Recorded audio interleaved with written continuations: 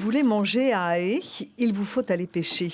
Heureusement que dans les groupes de touristes que Franck Testu reçoit, il y a toujours des pros volontaires pour taquiner les mérous et les perroquets, tandis que les autres portent les glacières. Mais pas seulement, ils iront découvrir les plus beaux endroits de l'atoll en snorkeling, à pied, à la nage, avec cet hôte passionné qui ne se lasse pas de faire découvrir son île d'adoption. C'est du plaisir. Même tous les jours ? Oui, bien sûr. Bien sûr. Un beau bureau, là. Ces deux-là sont les pêcheurs du jour, un jeune Tahitien et un avocat connu qui aime ce sport sans jamais être blasé.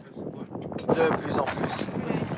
Surtout au Tuamotu, où ça devient difficile. Alors qu'avant, c'était vraiment un jeu de massacre il y a 30 ans. C'était même pas amusant. Il fallait se concentrer sur les grosses pièces. Maintenant, quand on voit une grosse pièce, à défaut de la prendre, mais c'est magnifique.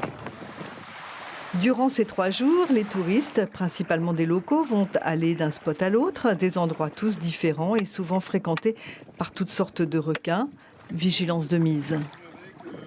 Explication, surveillance. Et voilà, il faut bien organiser, il faut bien gérer. Et il ne faut pas avoir peur de se répéter aussi. Le soir, après de longues journées ensoleillées et salées, les visiteurs dégustent les prises du jour. Mais derrière toute cette organisation, ils ne sont que 2, Franck et la douce et discrète Janine, une Tahitienne qui n'a pas peur du travail. À eux deux, ils ont reçu 660 touristes l'année dernière et ils aiment cette vie de la beurre au soleil. Disons que oui, c'est ce qu'on... Franck et moi recherchait depuis des années. Donc maintenant qu'on a trouvé l'endroit idéal, donc voilà. Et puis voir les Tuamotu, c'est beau. Mais pour offrir à leurs hôtes un minimum de confort, le couple a investi dans des systèmes de production d'électricité et d'eau douce qui font de cet endroit reculé un mini-village très confortable.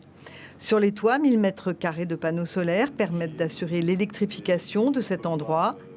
Les citernes contiennent 100 000 litres d'eau, de l'eau fournie par la pluie, mais surtout par un osmoseur qui pompe dans le lagon et dessale. Donc là, c'est la première partie, c'est le gavage.